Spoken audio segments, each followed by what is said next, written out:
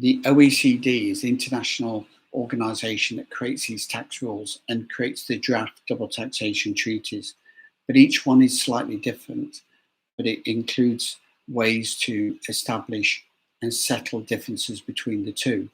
Now, they may be contained within the double taxation and agreement and quite clear, but then when you go beyond to the next level and you're trying to get a decision, whether you're making this decision in a court, a tax tribunal or appeals, or whether you make it on a tax return, these are the factors that the taxman is looking at.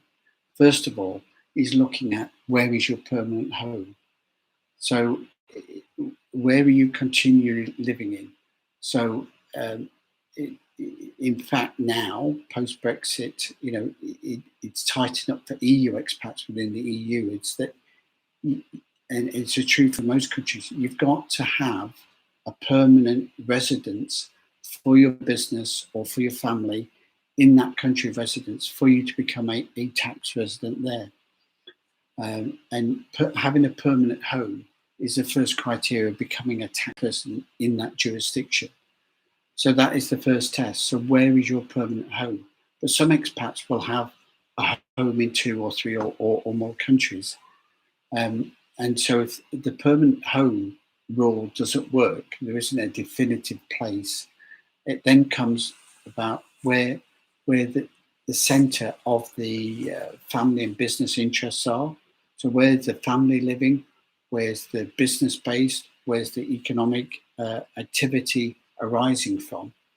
And that can give the authorities, or that can demonstrate in the tax return that we do for clients, that the earnings are from abroad in the expat country of tax residence, and that the UK trip is a short holiday or short business trip, and the economic activity is not the UK, and therefore the tax should be payable and accessible in the expat country.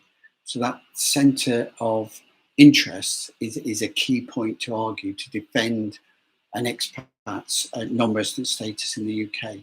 If it fails, then the next line that the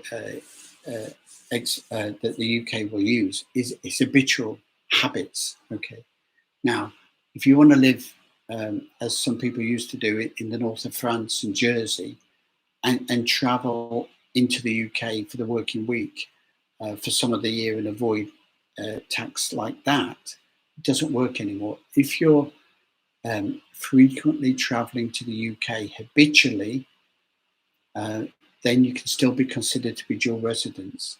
So if you've got a business interest in the UK and you're traveling regularly every month, every week, or twice a month, or whatever, then that habit and routine to manage your economic affairs in the UK can deem you to be resident in the UK. And when you are dual resident, potentially you can pay tax at the highest rate in that jurisdiction. And then the final criteria would be nationality.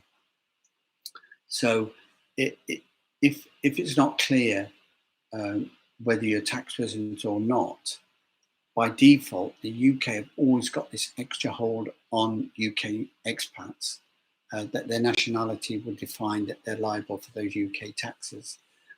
For a non-UK expat living and working in the UK, they wouldn't have that constraint with the UK, but they'd have that constraint with their home country, be that Denmark, Cyprus, Portugal.